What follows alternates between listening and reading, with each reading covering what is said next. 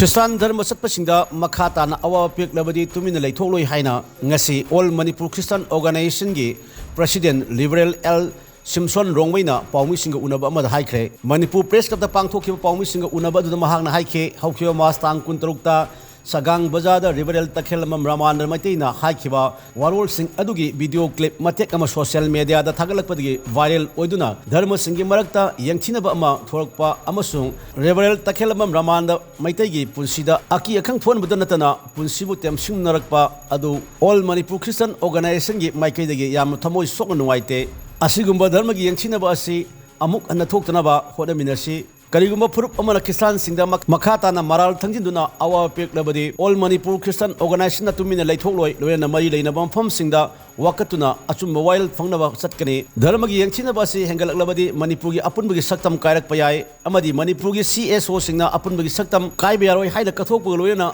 Sangsiliba Khongjang Asisu Phagi Tarak Payai Maramaduna Manipur Leingaknasu Haidiba Thokdok Asigi Matangda Akanma Miyeng Sangduna Irang Thondanaba Honaba Mathau Tai Haiki Lady Boy Chino, the Tumilakata Nasi, Tongan, Matamatamda, Samisha Kia, Nangale, Jim Digi, Tam Digi, Tongan Tomanba, Sastan Itopa, Aduma Samisha, Sapuka, Leithokloi, Maran Nasisu. All Manipur Christian Organization, the Maikadigi, Manipur ki Apunba Christian Singi, Sak Sastan. All Manipur Christian Organization ki Lamjin Makhada Maitei Christian Churches Council ka Luinana Praja Singh da Maphamda Praja Singh ki Maphamda Karigumba Wafam Khara Thamjari Madudi Manipur da Lairiba Christian Singh na Manipur Hairiba Lamdam Asida Jati Puruk Tungan na Lairiba Unmako Ikai Unase Aikoina Kanamatabu Hantana Yimba Laizade Bharat Asidi Secularism Chatpa Lamdam Amadina Mana Chatingba Yimba Dharma Chatpada Akaiba Late Dharma Kudimaku Christian Dharma Chachariba Aikoina Ikai Kumnazai Aikoina Dharma Kudimaku Ikai Kumnazabugum Dharma Ataina Su Aikoibu Ikai Kumnabipam Fuki Ngarang Nahan March 26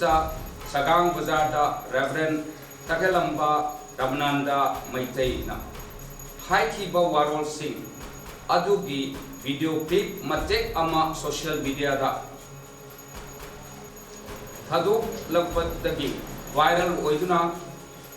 Dharma Singh ki Marakta Yingthinaba Ama Thorakpa Amasung Reverend Takelamba Ramananda Maitei ki Punsida Aki Akhang Thorakpada Natana Punsida Temsinna Rakpa Asida All Manipur Christian Organization ki Maikai Dagi Yamna Thamoi Sokna Nungaitaba Pogdok Chari Asigumba Dharmagi Yengchinaba Asi Amuk Hanna Thoktananaba Hodaminasi Makhatana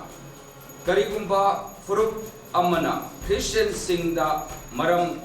Thangjinduna Awa Piraklabadi Amco na Tuminna Leithokloi Loinana Mari Leinaba Maphamda Wakatuna Achumba Wayel Hangnanaba Chatlagani Dharmagi Yangchinaba Asi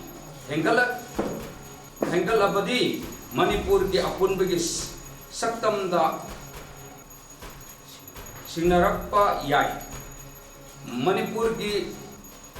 CSO Singna Apunbagi Saktam Kaibi Yaroi Haiduna Kathok Paga Loinana Chaksaliba Khongjang Asi Phagi Tahalakpa Yai Maram Asina Manipur government Nasu intervene Taubiduna Irang Thoktanaba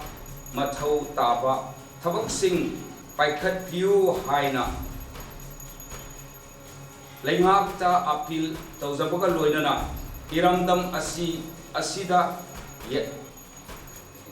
kuntaminariba furuk amasung himinariba punamak na amana amagi pukning sopa yaba karigumba amata tawbidanaba makha tana appeal tawzari. Amco Hariba organization is the highest apex Christian body of all of Manipur, cutting across denominations and communities. Haibasi Thamdaraga Nasi my media Kitonda, all Manipur Christian organization, the migrated Manipur Iramdam Dal, Kanglu Puru, Lighting Lyson, Manatrakasu, Nusi Chana Chinana, Manipur Imale Bak, Sana Lebaksi, Nusi Chana Puntaminasi, Habaki, Wakamsu, Nasi, a media Kitonda, Manipur Christian organization appeal to